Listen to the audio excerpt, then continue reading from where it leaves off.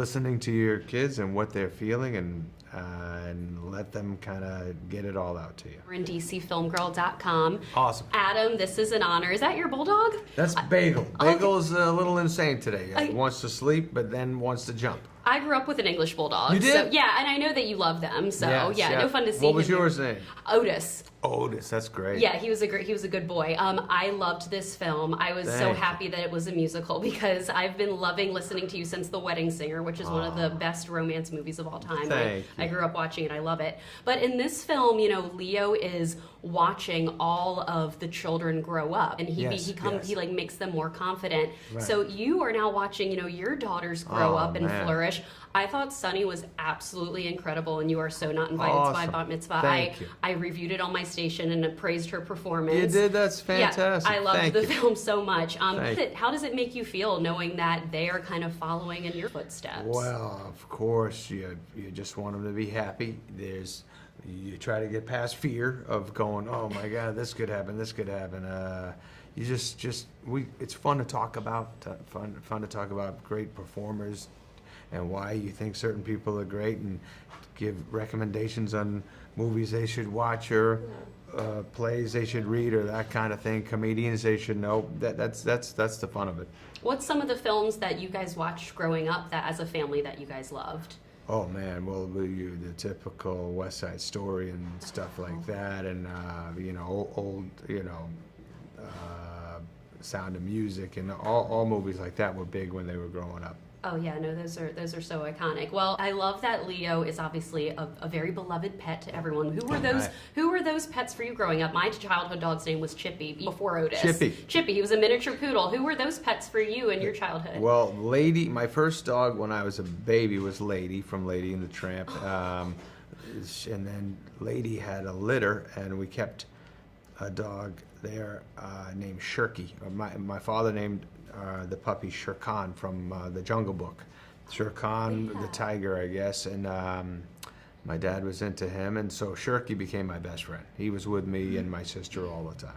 Yeah, well, I thought the animation in this film was gorgeous, and I love it when an animated movie is, fun for everyone, both like adults and kids, and that's exactly what Leo does. I'm curious for you, I loved this line, "You can feel love, it's not the end, that smile you had will come back again." And I thought that was so beautiful when you sung that, and I feel like this was going to be a very uplifting movie for people. Is that what you're hoping too? And what are you hoping audiences are going to see? Well, that's nice, and I love that line too. That makes my heart feel great when I hear it. And I thought it was just a time of life, elementary school, when it's your last year, where you're like, I don't want to say goodbye to this. It's so much fun. And my kids talk about that now. They see old pictures of when on my phone. They say, I liked it then. That was the best. It's just something about being young, elementary school. The problems are there. You think they're gigantic, but adults look at it like, it's no big deal, but it means a lot to you as a kid, and that's what this movie's about. Just saying, listening to your kids and what they're feeling, and let them kind of get it all out to you. Yeah, no, I love that. I think that this movie is going to be a really uplifting film for a lot of people, especially everything going on in the world right now. That's what it did for me. Well, they are wrapping me. Adam, again, congratulations to you. This was an honor. Robbie and Julia are one of the best couples of all time in cinematic history. They're doing fantastic together. They are. Yes, you still believe they're married, have kids, 100%, right? 100%. Yes. I think they're going to see Leo this weekend. Yeah, they are going to see Leo this weekend. So nice to meet you, Adam, and thank you for everything. Thank you for making everyone laugh. Thank you. Robert, so nice to chat with you. Nice to chat with you. absolutely loved this film. I'm so happy it was a musical and that we got to see Adam sing again. I've been loving to hear him sing since The Wedding Singer. So I feel like Leo is the movie that we need right now. It's so uplifting and everything, and all of the songs are iconic. I was just talking with Adam and I love this line. You can feel love, it's not the end. That smile you had will come back again. It's just so uplifting, and I'm hoping, why do you feel like Leo is the movie that we need right now, and what do you hope audiences are going to take from this, because it's just such a wonderful film? It's so sad to hear you say that, but it's kind of true. I mean, we just wrote it, but the world is so polarized now, and just everybody gets their news from somebody they agree with. Right. There's no conversation anymore. There's no interaction. It's just these people reinforce the views of that group, and these people reinforce the groups, and it's heartbreaking. And this movie is entirely about how much we need each other, and it's from a much more innocent place. It's about, like, I know when I was a kid, I would have loved to have somebody, not necessarily a lizard, but anybody that I would have had the guts to share my innermost fears with. You know, I just coped by being funny, and I just thought that was enough. Like, everybody liked me because I was funny, but I never really learned to socialize in a more meaningful way with people. I just had things that were blocked, and I feel like I just love being able to tell kids that message. And I love the flip side of it, which is what you quoted, the inherent gift of being able to help somebody.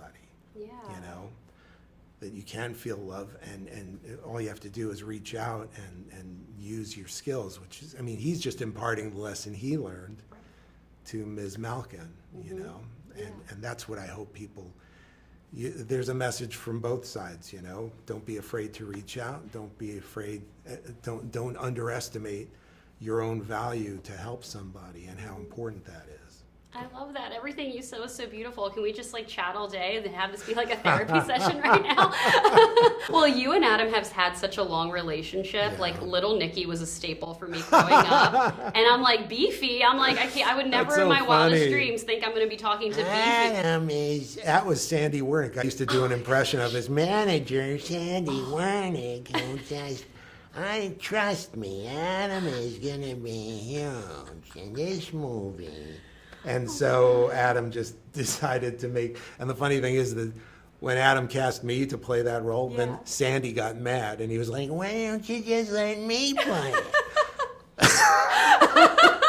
And then he let Sandy try it, and Sandy couldn't act. He's not a comedian, he's a manager. Oh my God. But there's there's a recording of Sandy trying to play Mr. Beefy. Oh my God, Mr. Beefy, yeah. I'm honestly just curious how yours and Adam's, you know, working relationship and friendship has changed over the years, especially, you know, little Nicky all the way to Leo. Yeah. Like, before that, SNL. I know. Yeah. Well, we bonded right away because we were like the two writers at SNL. It was like it was a period of time, it's very different than it is now. Now there's like much more representation on the writing staff. There's much more variety. Back then it was a bunch of guys who'd mostly gone to Harvard and stuff.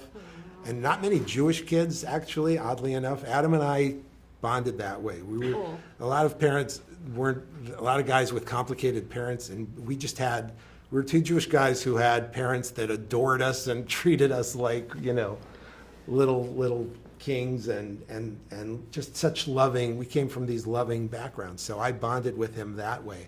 And he's always had this humanity as a result behind his comedy that comes from there. And I hadn't really tapped that because I was in awe of all these brilliant people I was with. Wow. And so I connected with him that way, and I think that's why he's lasted all these years, because of his humanity above everything else. And I cannot wait for audiences to see Leo. It made me smile, and I loved the music. I need the soundtrack to play in my car. It's coming out. Yeah, okay, great. And I'm like, and this is my last interview of the day, and I'm so happy you did Beefy for me. I'm like, anytime. Adam's a genius, and I get 10% of that genius. Oh my God, Robert, you were so fun to chat with. Thank you so much for your time.